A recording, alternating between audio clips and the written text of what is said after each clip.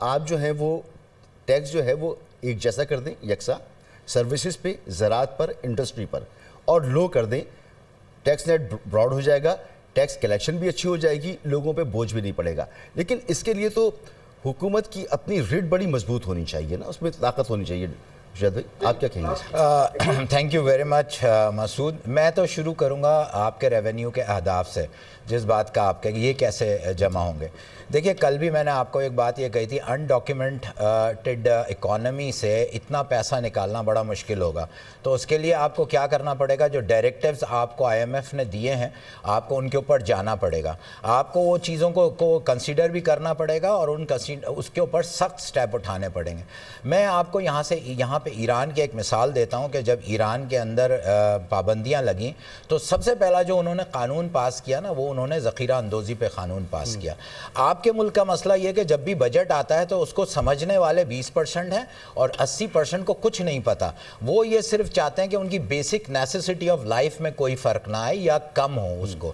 تو اب وہ جب آپ ریونیو اپنا اکٹھا ان لوگوں سے کریں گے جو آلریڈی ایگزسٹ کر رہے ہیں اور ریونیو کا سیٹ اپ بڑھائیں گے نہیں، تو اس سے تو ظاہر ہے یہی ہوگا. یہ تو خیر بات ہے، یہ تو ایک پرابلم ہے. دوسری بات یہ کہ آئی ایم ایف یہ کہتا ہے کہ جو سبسڈیز آپ دے رہے ہوتے ہیں آپ وہ کن کو دے رہے ہوتے ہیں، وہ آپ ایک ایلیٹ طبقے کو دے رہے ہوتے ہیں. ٹارگیٹڈ سبسڈی ہونی چاہیے، ٹارگیٹڈ ہونی چاہیے. میں تیسری بات میں مفتہ اسماعیل کی بڑی اس بات کو سیکنڈ کرتا ہوں کہ انہوں نے کہا جب آپ ٹیکس نیٹ ورک بڑھاتے ہیں، جو آئی ایم ایف کا سب سے بڑا مطالبہ ہے وہ یہ کہتے ہیں کہ آپ اس کے اندر چھوٹے دکانداروں کو جو کہنے کو چھوٹے ہوتے ہیں لیکن کما بڑے رہے ہوتے ہیں اور ڈاکیومنٹڈ نہیں ہوتے ہیں، آپ ان کو ڈاکیومنٹ میں لانے کے لیے انیشیلی ایک چھوٹا ٹیکس لگائیں.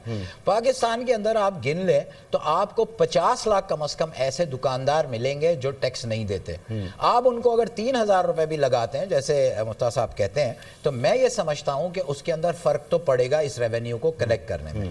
اچھا، اب آپ جو معاشی آپ کا اکنامک سروے آیا، دیکھیے پوری دنیا میں جب بھی کوئی بھی ملک اپنا بجٹ پیش کرتا ہے وہ پچھلی کارکردگی کو معاشی سروے کے ذریعے بیان کرتا ہے. اب یہ جو کل معاشی سروے آیا نا، اس کے اندر بہت ساری چیزوں کو اچھا دکھایا گیا. تو سوال یہ اٹھتا ہے کیا یہ واقعی اچھی تھی؟